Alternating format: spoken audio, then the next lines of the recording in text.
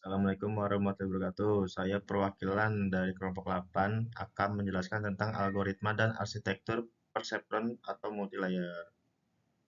Perceptron adalah model dasar dari jaringan saraf tiruan yang diperkenalkan oleh Frank Rosenblatt pada tahun 1958. Model ini digunakan untuk menyelesaikan masalah klasifikasi biner, di mana data input dapat diklasifikasikan ke dalam dua kelas berbeda.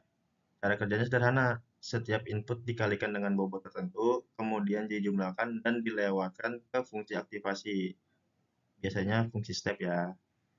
Output dari fungsi ini akan menentukan kelas dari input tersebut, yaitu 0 atau 1. Meskipun memiliki struktur yang sangat sederhana dan cepat dalam memproses perhitungan, perseptron memiliki keterbatasan. Ia hanya mampu menyelesaikan masalah yang linear separable, bisa dipisahkan oleh garis lurus, dan tidak mampu menyelesaikan masalah kompleks seperti fungsi XOR. Karena itu dikembangkanlah perseptron berlapis-lapis atau multi-layer perceptron MLP singkatannya ya, untuk menangani kasus non-linear. Kemudian ada arsitektur perseptron sederhana. Perseptron terdiri dari tiga komponen utama: input layer, menerima data masukan, bobot weight, setiap input dikalikan dengan bobot masing-masing. Kemudian fungsi aktivasi menentukan output berdasarkan hasil penjumlahan kali bobot. Biasanya menggunakan fungsi step. Yang keempat yaitu output hasil klasifikasi 0 atau 1. Perseptron hanya terdiri dari satu lapisan pemrosesan sehingga disebut dengan single layer perceptron.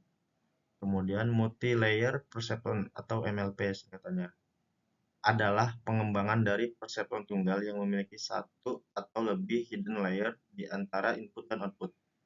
Komponen utama itu ada tiga, yaitu input layer, dia menerima data dan masukan. Yang kedua ada hidden layer, yaitu memproses informasi secara non-linear. Kemudian yang ketiga ada output layer, menghasilkan prediksi akhir. MLP menggunakan fungsi aktivasi non-linear seperti ReLU atau sigmoid sehingga mampu menyelesaikan masalah yang tidak bisa diselesaikan oleh perseptron tunggal, non-linear separable. Dan algoritma pelatihan MLP, backpropagation. Proses pelatihan MLP dilakukan dengan algoritma backpropagation, terdiri dari forward pass, hitung output dari melalui semua layer. Kemudian ada hitung error, yaitu bandingkan output dengan target. Kemudian ada lagi backward pass, hitung dan sebar error ke belakang menggunakan turunan. Dan yang terakhir ada update bobot, perbarui bobot dengan algoritma optimasi, misalnya gradient descent. Proses diulang hingga error menjadi minimum. Kemudian contoh studi kasus, itu ada arsitektur MLP. Contoh MLP sederhana untuk klasifikasi yaitu input layer 3 neuron. Misal fiturnya itu ada tinggi, berat, usia ya. Kemudian hidden layer, satu layer dengan 4 neuron. Aktivasinya itu yaitu ReLU. Kemudian ketiga ada output layer, satu neuron. Aktivasinya sigmoid.